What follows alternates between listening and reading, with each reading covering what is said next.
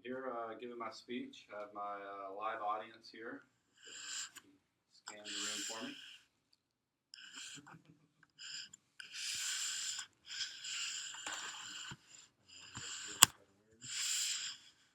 Thank you. Thank you. As you guys are growing up, I'm sure you've heard, just like me, maybe your mother, your father, your aunt, your uncle, your grandmother, grandfather, tell you no. And when you're a child, you assume no means bad.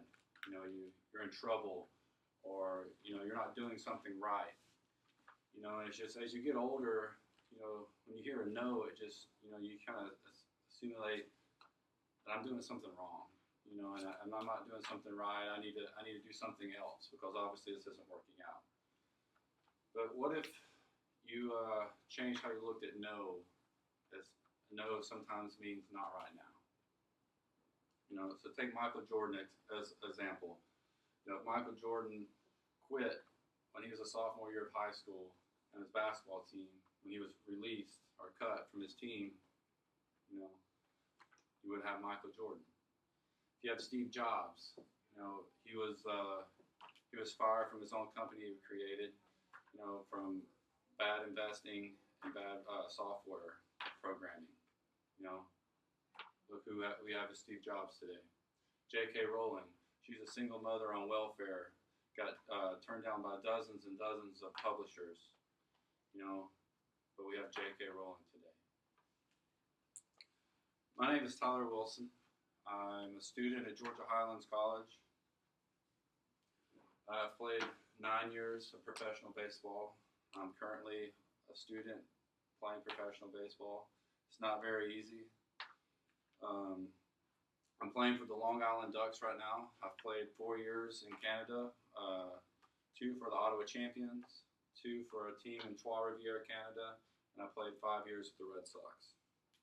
Out of my 9 years of baseball, I've heard no, probably more than the average person in their career.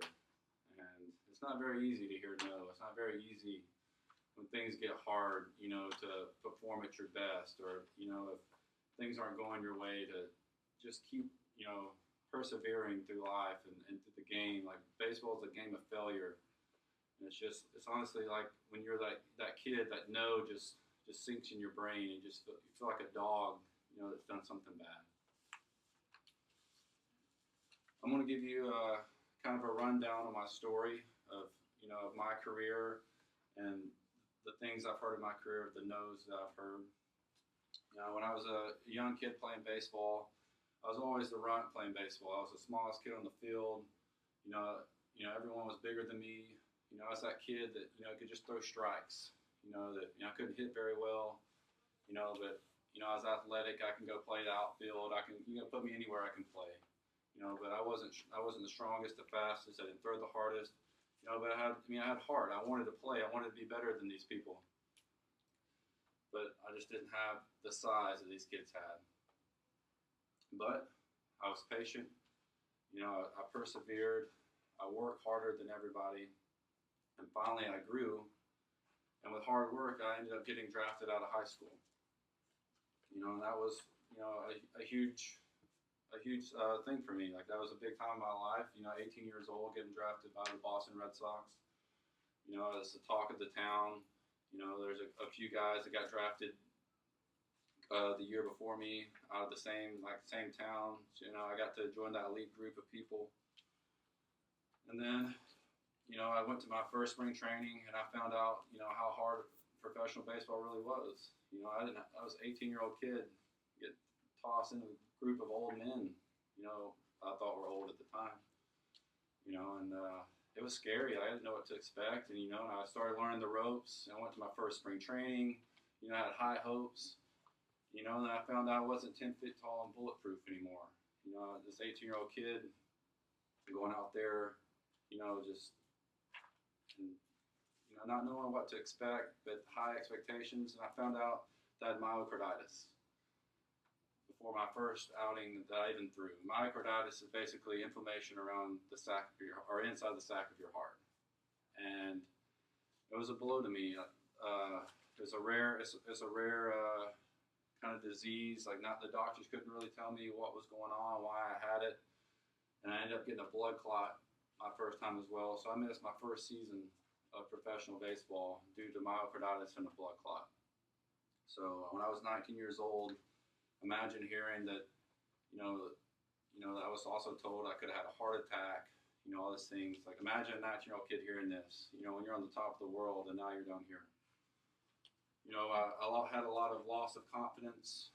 My performance fell, when I started coming back. I had to take a month off of doing nothing, and I lost 30 pounds. And so my performance went from here to here, along with my expectation, along with, along with my performance. The next year I did all right. I finished the year strong. I had myocarditis again. This was another blow to me. After the first time, the doctors told me it was rare, that it shouldn't happen again. Happens the second time. So I worked my butt off. I train hard. I get bigger, faster, stronger than I've ever been before in my life. Best shape of my life. And it ends up, after that season, I get released. And it's like the rug, getting pulled out from underneath my feet. I had all these expectations, making the big leagues, not going to school, making all this money, and it's like the real world just had to slap me in the face with, and it's kind of like, what do I do now? And after I was released, I signed with a team in Trois-Rivières, Canada. I played there for a year and a half, and I ended up breaking my hand, and I was released again. That was kind of hard to deal with. It wasn't as hard the first time getting released by the Red Sox, but getting released isn't fun. I don't know if, a lot of people, I don't know if they've been released, but it's like a dagger to your heart. It's a blow. But I kept fighting. I didn't give up. And the next year, I signed with a team in New Jersey. I was an opening day starter. The ball was coming out great. I was throwing harder.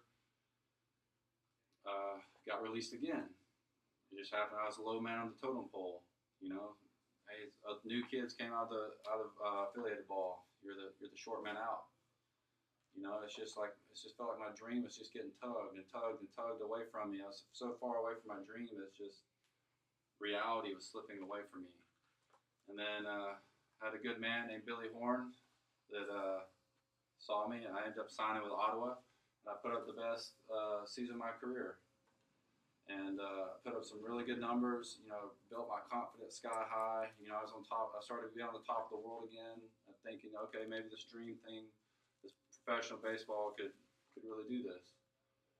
And then once again, myocarditis the third time.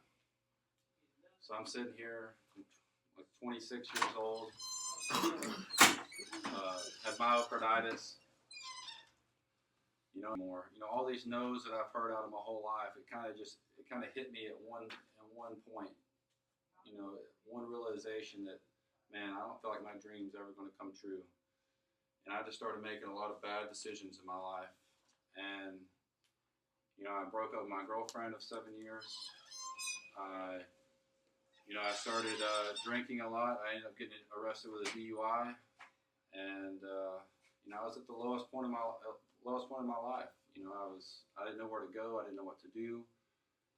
And that's when I decided to look in the mirror.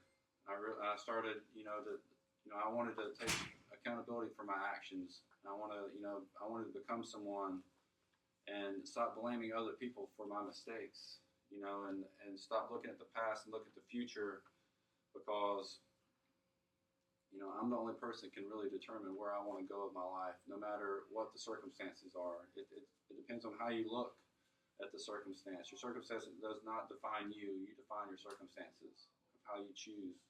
So I stopped trying to look at no as no, and just, maybe it's not right now. Maybe what can I do to make myself better so it can happen later?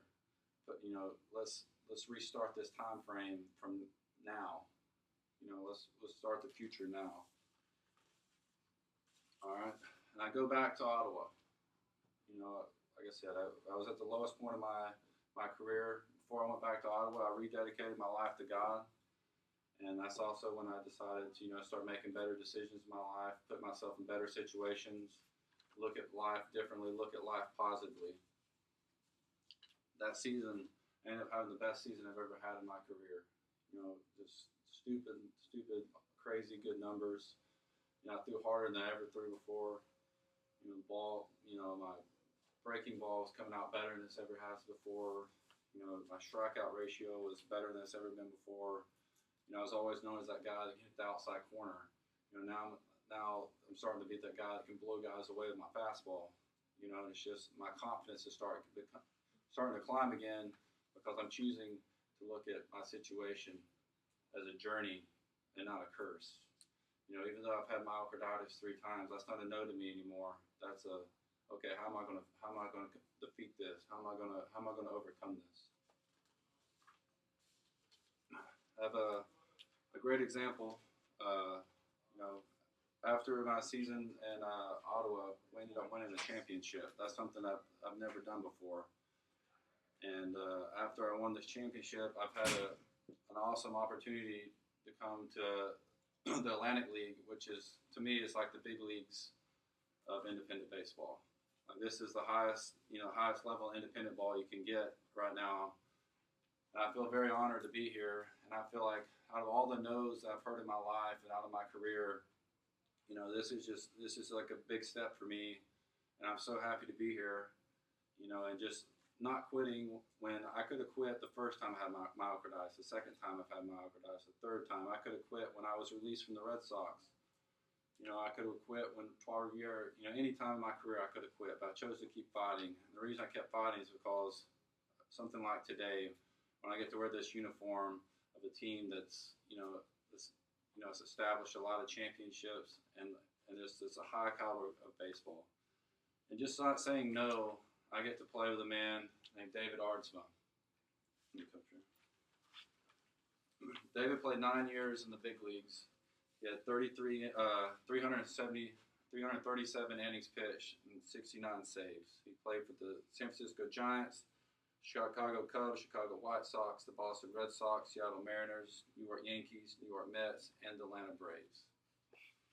This man has been all over the place in the big leagues, and I feel honored to be standing here next to him, getting to pitch on the same team as him. And he also, I'm sure he's heard a lot of no's out of his career too.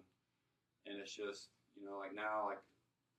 not accepting those no's. I get to stand beside this guy and talk to him every day and just learn from this guy, and just make things become yes. Just because, no is a no, and sometimes it can mean something else. Thank you. What if, going back to Steve Jobs and Michael Jordan and J.K. Rowling, if Steve Jobs gave up, we wouldn't have the iPhone. If Michael Jordan gave up, we wouldn't have the best basketball player to ever play the game. A 6-time NBA champion, 5-time MVP.